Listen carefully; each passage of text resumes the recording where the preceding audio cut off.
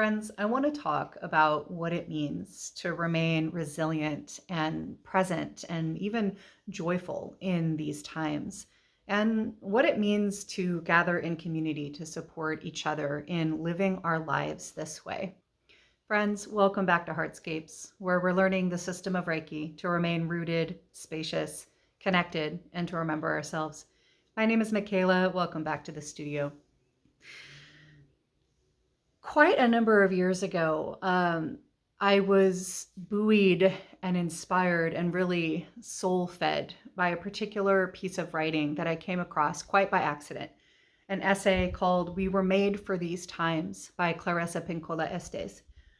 It came to me around the time that it was written, a love letter to young activists during the Iraq War, speaking to the soul of a person who is deeply troubled by what is happening in the world, that very much wants to make a positive impact on what they're seeing around them, and is also feeling incredibly overwhelmed, isolated, maybe even downtrodden, perhaps feeling a little apathetic about their ability to actually make change at all. And this was speaking directly to me at the time. I was right in the midst of all of those feelings and really just banging my life against every effort I could come across to make positive change in the things that I saw happening in those times. And in this essay, Pinkola Estes implores us to become aware of several important things. Firstly, that we are not the only group of young people to find ourselves landing in some form of these times, that these times circle around again and again, the world presenting challenges and obstacles and dangers and human rights violations and things that feel absolutely outrageous and unprecedented, and perhaps absolutely are, that these things happen generation after generation. And that we should not feel downtrodden by this fact, that we can look at the cyclical nature of both challenges and the beautiful, generative, life-giving responses that those challenges inspire in a population, so that we can be informed, historically rooted, and inspired by the way in which humanity responds to such difficult times.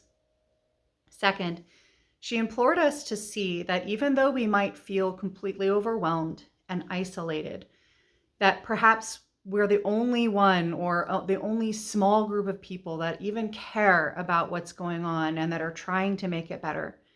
That in fact, if we widen our lens, if we take a little bit of a longer view, and if we shine the light of our passion in these areas out into the world courageously and vulnerably, we will find that there are many, many other people who care just as much as we do and are working just as hard. And wouldn't it be amazing if we connected with those people and brought our efforts together to buoy each other, to inspire each other, to take some of the load off of each other's shoulders as we work through these times? As I said, that was exactly the message I needed to hear at the time, and it really did inspire me to think and to act a little bit differently than I had been. But over the years, it's come back to me. It's circled back over and over again, and in a way that really shows me that this is actually almost like a keystone piece of messaging in my life. And over time, I decided I really wanted to bring people into this conversation because it really felt like it mattered. Because, true to the messaging in the essay, these times come in waves and cycles. And certainly here in 2024, we are in the midst of these times with unprecedented challenges and also patterns that have happened again and again. And there are many people who are working to make a positive impact in the world. And I would venture to say that, at least it's been my experience working with people in the realm of the healing arts, specifically around people's desire to make change, that most of us have some sense of a contribution that we're meant to make. And that might be on the scale of our family, a way in which that we want to see the cycles of our own family life be resilient and present and joyful, no matter what's happening in the midst of these times. It might be on the level of our wider community. It might be on the level of our nation. It might be on the level of our world. We might not actually know on what level we are meant or called to make a contribution. But there is something in our heart that is meant to be shared, and that we perhaps feel that sense of both urgency and overwhelm when we think about how to move forward. And so this piece of writing has come back to me again, and I actually read the entirety of the essay in a previous video. I'll link it down below. And I've really been pondering how to, again, widen the conversation around these concepts. And we'll be hosting a retreat in the fall that draws on the methodologies that I have found to help me remain resilient and present and joyful in the midst of whatever times are bringing to my life. And so I just wanted to drop in and, kind of open this conversation here on YouTube.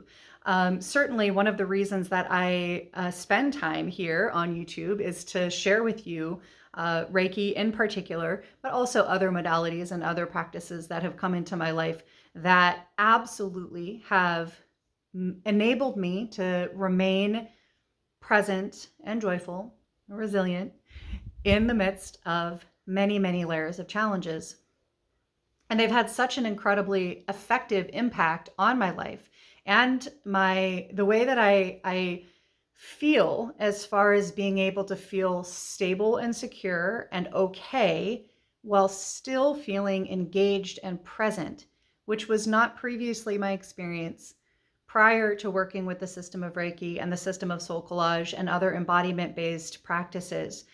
I would either be incredibly engaged in what was happening, the challenges that I wanted to make change around, and that level of engagement with things that felt so wrong caused me to feel wrong, caused me to feel off, unstable, unsafe, insecure, exhausted, like I was on that hamster wheel of trying to get ahead and never making any progress. Alternately, if I needed to back off from that exhaustion and those feelings of desperation and desolation that would come from putting my all into whatever contribution I was trying to make, then I found myself needing to back off in my presence and my awareness. I would become apathetic, dissociative around things that previously really mattered to me. And neither one of those extremes was a healthy place to live. Neither one of those extremes was a place that I could genuinely make any positive change in my own family, in my own life, let alone outward into the community and into the world. And one in which I, much of the time felt fairly unwell in my mind and my body and my heart.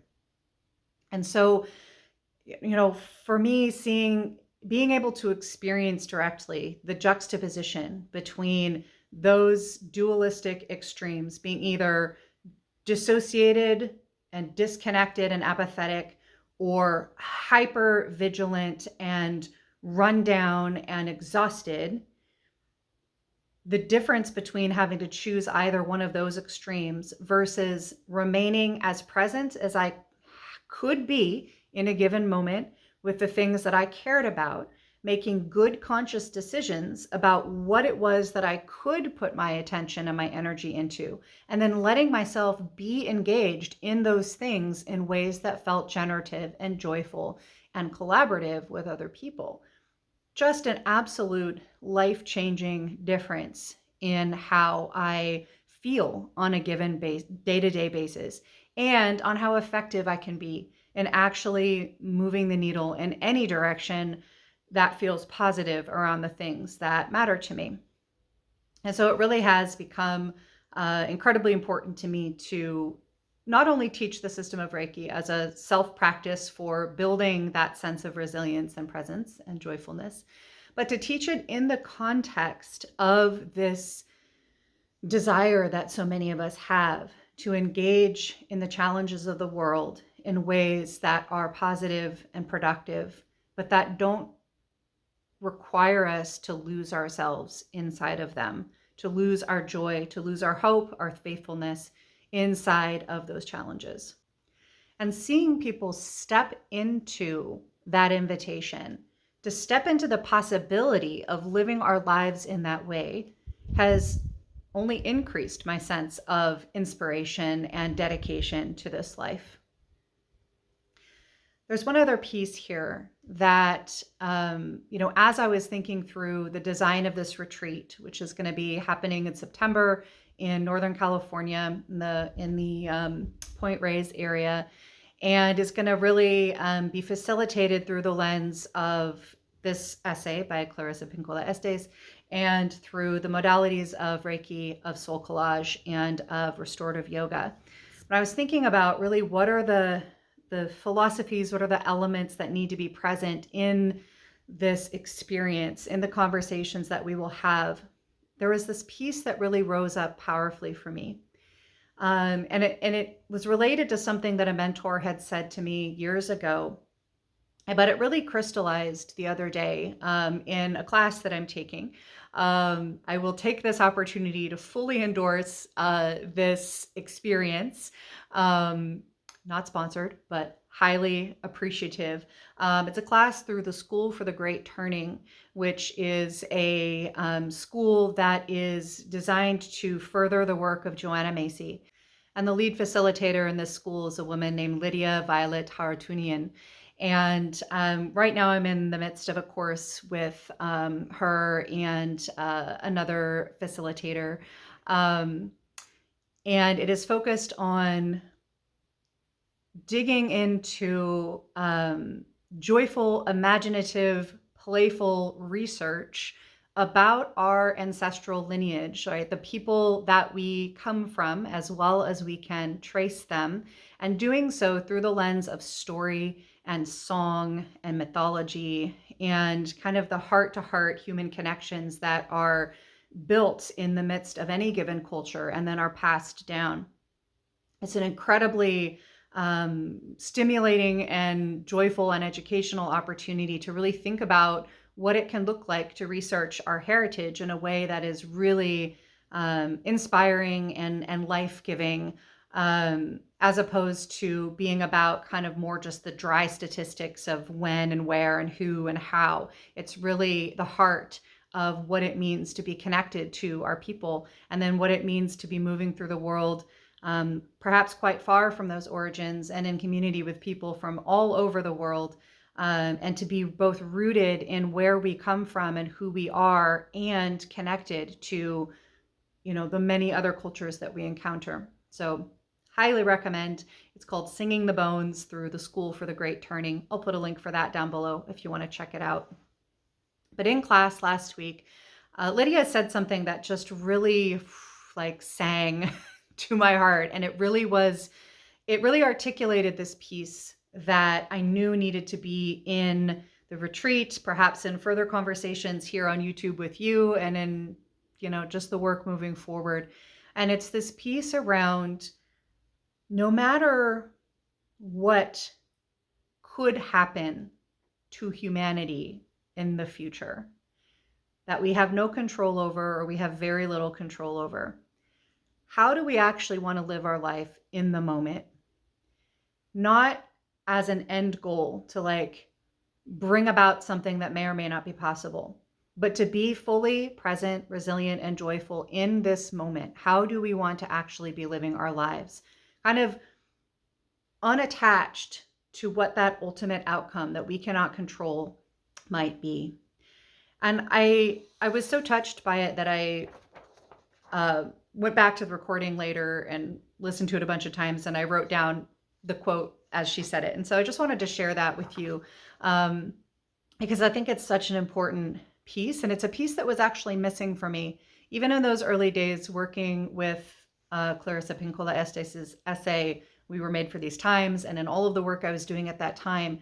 Perhaps some of you can relate to the experience of being, a young person who's passionate about something and cares so much about that end goal, right? Like the final destination of where we're getting. and feeling that it's so far away and feeling so desolate about how far away that end goal might be, that I missed sight of what it meant to be present in the joyful work and the joyful burden. The word kuleana in Hawaiian means the joyful burden of this moment, of what I'm giving to it in this moment. And yes, working towards a goal that we would like to see, but not attached. And thinking about the Buddhist sense of attachment, remaining connected and engaged, but not attached to some eventual future outcome, but being present in the moment with how we want to live our life. So let me just share this quote with you. I just kind of want to share this as seeds for your own imagination. And I really invite you to let these words land with you however they do, and let them bring any questions that might come up or any reflections on your own experience. If they even feel true to you at all, I'd love to hear what comes up for you when you hear Lydia's words. So she says, when we're talking about the great turning, we are alive in a time when there are thousands and thousands of ways of repairing and sustaining life that are happening right now. The great Joanna Macy teaches that we live on a knife's edge of uncertainty in these times. Don't trust anyone who tells you that we're going to make it. And don't trust anyone that tells you that we are not. Lydia goes on to say that we are living in that kind of existential uncertainty. And while it can make us feel shaky, what it can do for us is to liberate us to our truest intention, independent of outcome. This is the piece that really landed for me. That what this can do is liberate us to our truest intention, independent of outcome, meaning that we don't know what is going to happen. So, what do we want to give ourselves to anyway? What a question. We don't know what's going to happen. And so, given that uncertainty that is just a fact of life, what is it that we want to give ourselves to right now in this moment? And what do we need in our life in order to have any chance of remaining present and resilient and joyful in the midst of what Lydia is calling existential uncertainty, right? What do we want to give ourselves to? And what do we need in order to stay present with that? These are some of the biggest questions in my life. And they're some of the most important questions that I want to explore with all of you. And so I invite you to join this conversation, which can begin with just sharing what comes up for you in this conversation down in the comments section.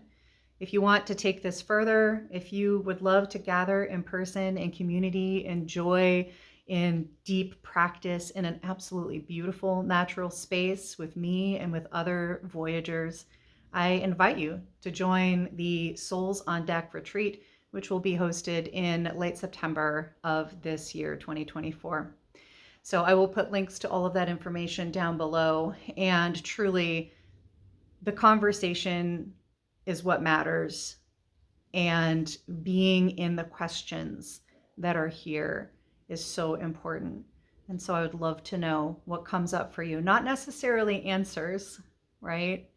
As Rilke, the poet, says, we should live the questions and not be attached to the answer, but to live in the question.